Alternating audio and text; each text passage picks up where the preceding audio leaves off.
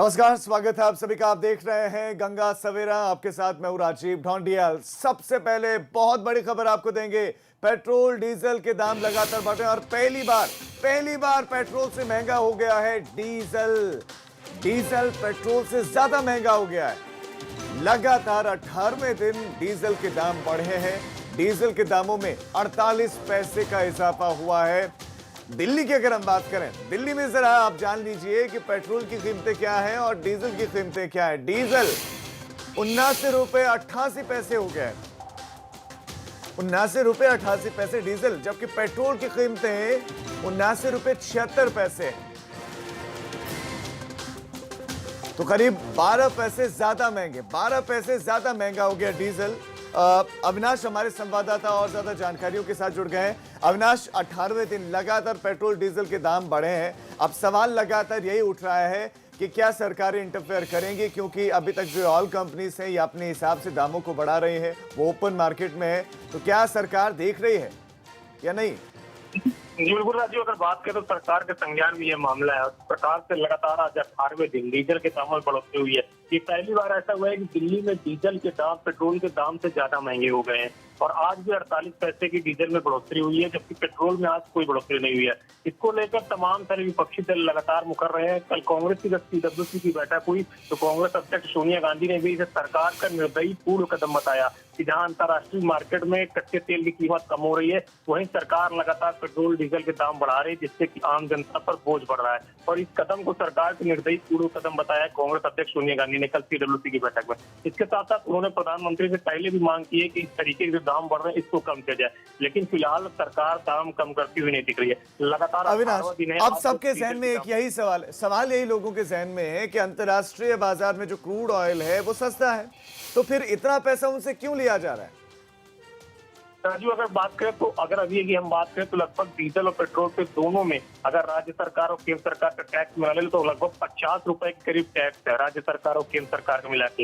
इसमें से केंद्र सरकार का लगभग 33 रुपए का टैक्स है डीजल के अंदर और 18 रुपए का लगभग टैक्स ये राज्य सरकार का है। तो इतना ज्यादा टैक्सेस राज्य सरकार केंद्र सरकार दोनों ले रही है डीजल और पेट्रोल पर, जिसकी मार आम जनता की जेब में पड़ रहा है। कारण ये बताया जा रहा है कि लगातार जीएसटी कलेक्शन सरकार का नहीं हो पा रहा है। कई सारी आर्थिक गतिविधियां बंद है, जिसके कारण सरकार को रुपए पैसों कलेक्शन नहीं हो पा रहा है और जो जरूरत की चीजें हैं उसके लिए सरकार को अपनी तरफ से पैसे देने होते हैं। इसके लिहाजा पेट्रोल डीजल इसके अलावा शराब में लगातार टैक्सेस बढ़ा के इन सारी चीजों की भरपाई की जा रही है। जाहिर तौर से बात इसका कहीं ना कहीं असर आम आदमी की जेब में पड़ता हुआ दिख रहा है।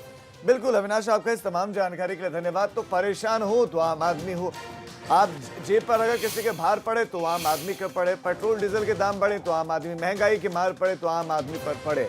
सरकारें क्या करेंगी, क्यों नहीं इस पर देखा जा रहा है? सवाल यह है कि सारा का सारा पैसा क्या आम आदमी की जेब पर बोझ डालकर राजस्व के रूप में बढ़ाया जाना चाहिए?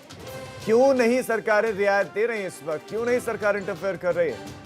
क्योंकि ये स्थिति आ गई है कि जो डीजल जिन्होंने गाड़ियां ली होंगी वो आज मायूस हो रहे होंगे, क्योंकि एक दौर था जब डीजल की कीमतें बहुत कम होती थी और लोग डीजल की गाड़ियों को इसीलिए प्रेफर करते थे, इसीलिए उनको प्राथमिकता देते थे क्योंकि डीजल की कीमतें कम होती थी। लेकिन अब स्थिति है कि डीजल ज्यादा महंगा हो गया पेट्रोल की तुलना में। चलिए खबरों में आगे बढ़ते हैं और अब आपको हेल्थ अपडेट बुलेटिन देने का वक्त हो गया है और आपको यूपी का ताजा हाल बता देते हैं कि क्या कितने केसेस हैं, एक्टिव केसेस क्या है, स्थितियां क्या है प्रदेश के अलग अलग हिस्सों की, आप ये जान लीजिए। तेजी से संक्रमण फैल रहा है, इस लाइन से आप समझ सकते हैं कि केसेस बढ़ रहे हैं। 576 नए कोरोना के मरीज मिले हैं एक दिन के अंदर, 576, और एक ही दिन में 19 मरीजों की मौत भी उत्तर प्रदेश में हुई है। एक्टिव केसेस 6189 हैं। एक्टिव केसेस की संख्या काबू में दिख रही है। और ज्यादा अपडेट्स के साथ हमारे संवाददाता शैलेश जुड़ गए हमारे साथ। शैलेश, लगातार आप देख रहे हैं प्रदेश में कोरोना की स्थिति को, पहले दिन से आप कवर कर रहे हैं। अभी इस वक्त की स्थिति को आप बताइए, एक्टिव केसेस, कितने लोगों की मौत हुई है, क्या मृत्यु दर है, स्वस्थता दर क्या है, और वो कौन कौन से जिले इस वक्त हैं जो जहां पर सुपर स्प्रेडर्स हैं और कोरोना सबसे ज्यादा संक्रमण फैला रहा है? राजीव देखिए, तेजी से बढ़ रहे जो आंकड़े हैं वो अब 19,000 को छूने वाले हैं और जिस तरह से केस आ रहे हैं ये तय मानिए कि आज ये आंकड़ा 19,000 के पार हो जाएगा। वहीं अगर हम बात करें पिछले 24 घंटों की, यानी जो कल डाटा जारी हुआ है उसके हिसाब से, तो 576 नए केस आए हैं। पिछले काफ़ी दिनों में हम ये लगातार देख रहे हैं, कोई भी ऐसा दिन नहीं जब 500 के नीचे गई हो ये संख्या। लगातार ये संख्या जो है 550, 600 इस तरह है, बल्कि बीच में एक दिन तो 817 भी आए थे केसेस सामने सबके। तो लगातार जो आंकड़े हैं वो परेशान करने वाले हैं, डराने वाले हैं। और देखिए, अगर इसको हम, तो जो सबसे ज़्यादा प्रभावित ज़िले हैं वो आपका नोएडा, जो जब कोरोना काल शुरू हुआ था, सीज फायर कंपनी का केस हुआ था, नोएडा के हालात सबसे खराब थे। खुद मुख्यमंत्री योगी आदित्यनाथ को नोएडा जाना पड़ा था, उसके बाद वहाँ के डीएम, सीएमओ सबको हटाया भी गया था। लेकिन अब एक बार फिर से नोएडा जो है वो कैपिटल बन चुका है प्रदेश में कोरोना की, और जो कुल मामले हैं वो 1500 के आसपास जो है वो पहुंच चुके हैं, या कहें तो शायद उससे भी ज़्यादा। और तेज़ी से ये संख्या रोज़ बढ़ रही है। रोज़ाना वहाँ पर 30, 40, 50 इस तरह केस आ रहे। एक दिन तो 151 केस आया था 24 घंटे के दौरान। इसी तरह से अगर हम देखें तो जो आपके ज़िलों में पश्चिमी यूपी के बाकी ज़िले, वहाँ पर भी हालात अच्छे नहीं कहे जा सकते हैं। गाज़ियाबाद, मेरठ, इन सब ज़िलों में सिर्फ केस बढ़ नहीं रहे, बल्कि जो एक्टिव केसेस की संख्या है वो बहुत ज़्यादा हो चुकी है। इसके अलावा अगर हम देखें लखनऊ को, कानपुर को, इधर के ज़िलों को, तो यहाँ पर भी हालात काबू में नहीं कहे जा सकते हैं। लखनऊ में भी कल जो केस आए वो 14 केस सामने आए थे। और लखनऊ में अब जो पहले सीएम हेल्पलाइन जो था वहाँ पर केसेस आ रहे थे, उसके बाद 108 में पहुँचा है कोरोना, और उसके बाद अब 112 जो हेडक्वार्टर्स हैं वहाँ पर भी कोरोना दस्तक दे चुका, वहाँ पर भी उसको सील करना पड़ा, बिजली विभाग में पहुँचा। तो यानी कुल मिलाकर कोई अब ऐसी जगह नहीं है जहाँ पर कोरोना, यानी कि शैलेश हर जगह बिल्कुल नजर भी आ रहा है शैलेश, लेकिन अब सवाल यह है आपको कि अब हर घर की स्क्रीनिंग हो, ये लक्ष्य है सरकार का, तो ये कब से इसकी शुरुआत होगी? और कोरोना को कंट्रोल करने के लिए खासतौर पर उन जिलों में जहां पर ज्यादा केसेस आ रहे हैं, क्या अलग करने का सोच रही है योगी सरकार? क्योंकि नोडल अधिकारियों को या एक विशेष टीम को अलग अलग वक्त पर भेज रही है योगी सरकार। अब चूंकि रियायतें चल रही, मिले हुए लोगों को अनलॉक है, तो ऐसे में क्या फिर से इस तरह की टीम भेजी जा सकती है? और घर घर स्क्रीनिंग ये कब से शुरू होगी? देखिए राजीव, लगातार सरकार जो है वो स्क्रीनिंग की संख्या बढ़ा रही है, लेकिन प्रदेश की जो जनसंख्या है, जिस तरह से कोरोना फैल रहा है, उसके हिसाब से स्क्रीनिंग की जो संख्या है वो पर्याप्त नहीं कही जा सकती है। आज की तारीख पे अगर हम देखें तो करीब 17,000 के पास सैंपल टेस्ट हो रहे हैं रोज।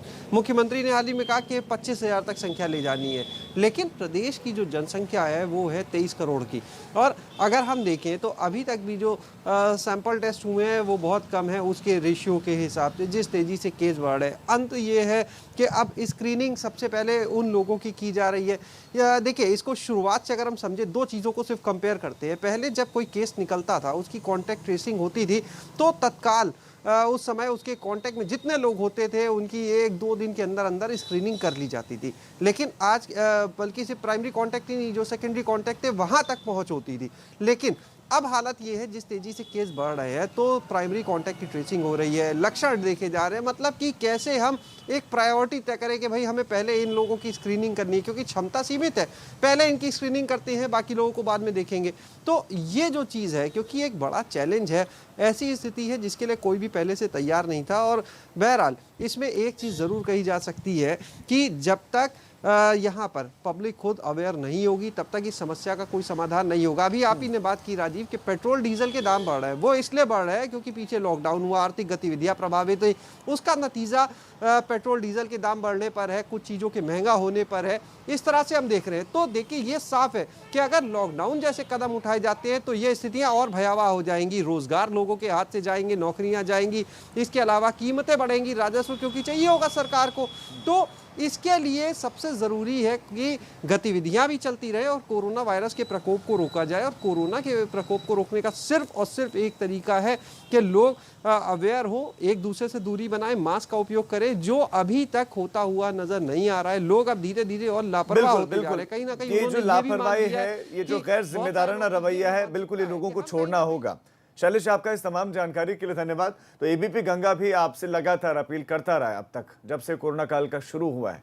आप लोग एहतियात बरतें, 2 गज की दूरी, मास्क लगाएं, वक्त पर खुद को सैनिटाइज करें, हाथों को सैनिटाइज करें ताकि आप कोरोना से बचे रहें। खबरों में अब आगे बढ़ते हैं, बागपत का रुख करते हैं। बागपत में SDM Rajpal Singh corona positive मिले।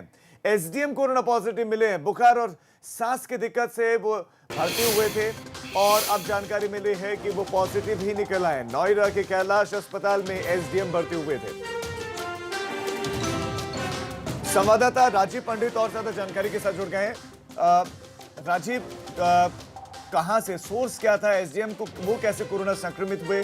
क्योंकि विशेष एहतियात जो भी अधिकारी हैं वो बरत रहे थे, फिर उनको कैसे कोरोना हुआ और उनकी कांटेक्ट ट्रेसिंग क्या शुरू की गई अभी?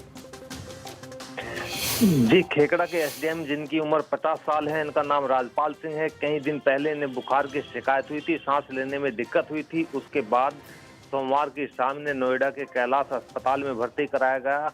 उन्हें वेंटिलेटर पर रखा गया है। वहां पर इनका कोरोना पॉजिटिव टेस्ट जो कराया है उसकी कल देर रात रिपोर्ट आई है जो पॉजिटिव है। अभी उनकी हालत गंभीर बनी हुई है, वे वेंटिलेटर पे हैं आईसीयू में। शनिवार को जो है उन्हें टाइफाइड होने की शिकायत हुई थी, जिसके बाद हल्का बुखार भी हुआ था। वो पहले से ही डायबिटीज और हृदय रोग से पीड़ित भी हैं, जिसके बाद डीएम स्तर से मामले को गंभीरता से लेते हुए उन्हें अस्पताल में भर्ती कराया गया है। अभी दूसरे केसों की बात करें तो बागपत में यहाँ पर कोरोना पॉजिटिव की संख्या बढ़ती जा रही है। अभी वर्तमान में 31 लोग ऐसे हैं जिन्हें कोरोना पॉजिटिव है और जिनका अस्पतालों में उपचार चल रहा है। कुल केस की बात करें तो 217 कोरोना पॉजिटिव हो गए हैं, जिनमें से 143 लोग स्वस्थ होकर अपने घरों को लौट गए हैं। जी राजीव, आपका इस तमाम जानकारी के लिए धन्यवाद। आप नजर बनाए रखें। तो ये बड़ी खबर आपको देते हैं और इसमें चिंताजनक बात ये है कि एसडीएम की हालत गंभीर बनी हुई है, वेंटिलेटर पर हैं वो, और वो कई और बीमारियों से भी जूझ रहे थे और कोरोना संक्रमित हैं। अस्पताल में भर्ती करवाया गया है और मॉनिटर किया जा रहा है उनकी स्थिति को। बरेली से बड़ी खबर मिल रही है। 3 कोरोना मरीजों की बरेली में मौत हो गई है। 2 महिलाओं समेत 3 मरीजों की मौत की इस वक्त बरेली से सूचना मिल रही है। ये बड़ी खबर। एसपी सिटी का फॉलोअर भी पॉजिटिव निकला है। एसपी सिटी का एक फॉलोअर बताया जा रहा है और 24 घंटे के अंदर 2 महिला मरीजों की मौत हुई है, जबकि कुल 3 मरीजों की मौत की इस वक्त सूचना मिल रही है। एक शख्स की मौत के बाद रिपोर्ट पॉजिटिव आई है। अनूप मिश्रा संवाददाता और ज्यादा अपडेट्स के साथ जुड़ गए। अनूप, क्या स्थितियां हैं वहां पर? देखिए, हालात लगातार बिगड़ते जा रहे हैं। जिस तरीके से 3 मौतें हो जाती हैं और कहीं ना कहीं एक चीज ये है कि इनकी सोर्स का अभी तक पता नहीं चल पाया है। सर्विलांस टीम अभी तक इन तीनों लोगों के सोर्स का पता नहीं चला पाई है, क्योंकि ये तीनों लोग ना तो माइग्रेंट हैं, ना कहीं विदेश गए थे, ना कहीं की यात्रा की थी। तो बड़ी बात यह है कि ये तीनों की, और ये जिसमें 2 लोगों की उम्र काफी कम है। एक महिला की उम्र 27 साल है, एक पुरुष है उनकी 45 साल है, जबकि एक वृद्ध महिला जरूर है। तो इन 3 लोगों की जब मौत हुई है तो उसके बाद स्वास्थ्य विभाग भी हरकत में आ गया है और आस पड़ोस के जो लोग हैं उनकी स्क्रीनिंग करा रहा है। बड़ी बात यह है कि एक व्यक्ति जिनकी मौत हुई थी 2 दिन पहले मौत हुई थी, ओम प्रकाश जी हैं, 45 साल की, बरेली के संजय नगर के। उनके शव को परिजनों को सौंप दिया गया था और अंतिम संस्कार भी खूब विधि विधान से हुआ था। जिस तरीके से तमाम लोग जाते हैं वहां पर अंतिम संस्कार में शामिल होते हैं, और उसके बाद जब उनकी रिपोर्ट पॉजिटिव आई है तो हड़कंप मच गया है। उनके जितने लोग अंतिम संस्कार में शामिल हुए थे उन सभी को क्वारंटाइन कराया जा रहा है, घर वालों को क्वारंटाइन कराया जा रहा है। और अब सोर्स की तलाश की जा रही है सर्विलांस की टीम की, आखिर ये कोरोना की चपेट में कैसे आए, क्योंकि ना तो कहीं विदेश गए, ना ही कहीं घूमे। यही बड़ी चिंताजनक बात है। अनूप, आपका इस तमाम जानकारी के लिए धन्यवाद। तो सोर्स तक पहुंचने की कोशिश, हालांकि ये इतना आसान नहीं होता है कि सोर्स कहाँ है, लेकिन ट्रेसिंग की कोशिश की जा रही है। मुख्यमंत्री योगी आदित्यनाथ को लापरवाही किसी भी कीमत पर बर्दाश्त नहीं। कोरोना काल में कई अधिकारी उनकी इस कार्यशैली से परिचित हो गए होंगे। इस दौरान उन्होंने जब भी काम में कोताही देखी, मौके पर ही फटकार लगाई है।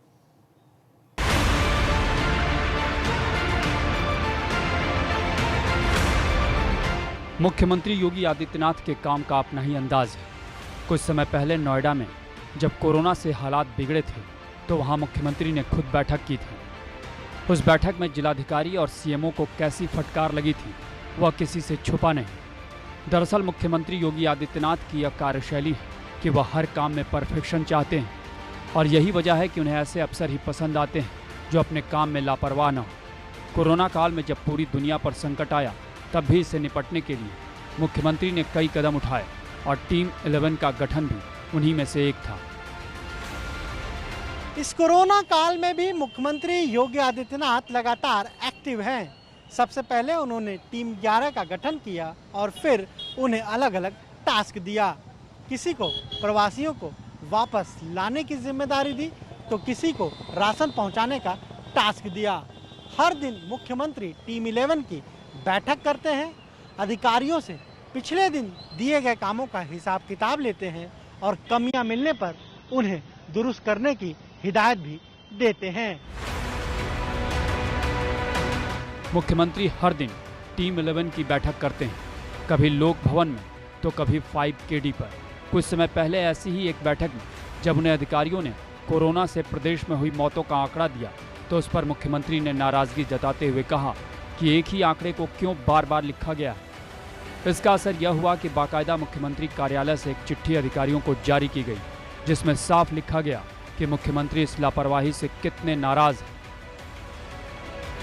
मुख्यमंत्री योगी आदित्यनाथ हर चीज पर बड़ी बारीकी से नजर रखते हैं। इस कोरोना काल में जो भी योजनाएं शुरू की गई हैं, उसके पीछे मुख्यमंत्री की ही सोच है। ऐसा नहीं है कि मुख्यमंत्री अधिकारियों के फीडबैक पर आंख मूंद कर भरोसा कर लेते हैं, बल्कि हर चीज की मॉनिटरिंग भी वो खुद करते हैं और जहां गड़बड़ी मिलती है उसे लेकर अधिकारियों को फटकार भी लगाते हैं। दरअसल उत्तर प्रदेश में जब कोरोना वायरस का संकट शुरू हुआ तो जिन स्वास्थ्य मंत्री पर प्रदेश की 23 करोड़ जनता के स्वास्थ्य की जिम्मेदारी थी वह खुद क्वारंटीन में चले गए। उसके बाद लगातार मुख्यमंत्री बैठक करते रहे जिनमें स्वास्थ्य मंत्री क्वारंटीन की वजह से गायब रहे। जब मुख्यमंत्री को यह फीडबैक मिली कि अस्पतालों की स्थिति ठीक नहीं है तो वह खुद निरीक्षण करने निकल गए। उनके जाने का असर ये हुआ कि अस्पतालों में हालात सुधरे और बाकी मंत्री भी अस्पतालों के दौरे करने लगे। कोरोना काल की शुरुआत में एक तरफ जब स्वास्थ्य मंत्री को खुद ही होम क्वारंटीन होना पड़ा तो दूसरी ओर सूबे के मुखिया योगी आदित्यनाथ ने प्रदेश की 23 करोड़ जनता के स्वास्थ्य का जिम्मा अपने कंधों पर उठाया। मुख्यमंत्री ने सिर्फ बंद कमरों में मंत्रियों और अधिकारियों के साथ बैठक नहीं की, बल्कि खुद अस्पतालों में जाकर वहां का निरीक्षण भी किया। जो लापरवाह मिले उन पर कार्रवाई भी की गई और इसके बाद मुख्यमंत्री ने स्वास्थ्य मंत्री को कहा कि वो भी घर से निकले और अलग अलग अस्पतालों में जाकर वहां के हालात का जायजा लें। कैमरा सहयोगी जितेंद्र के साथ शैलेश अरोरा, ABP गंगा, लखनऊ। अब एक छोटे से ब्रेक के लिए हम रुक गए, फौरन लौट रहे हैं। आप देखते रहिए ABP गंगा, खबर आपकी, जुबान आपकी।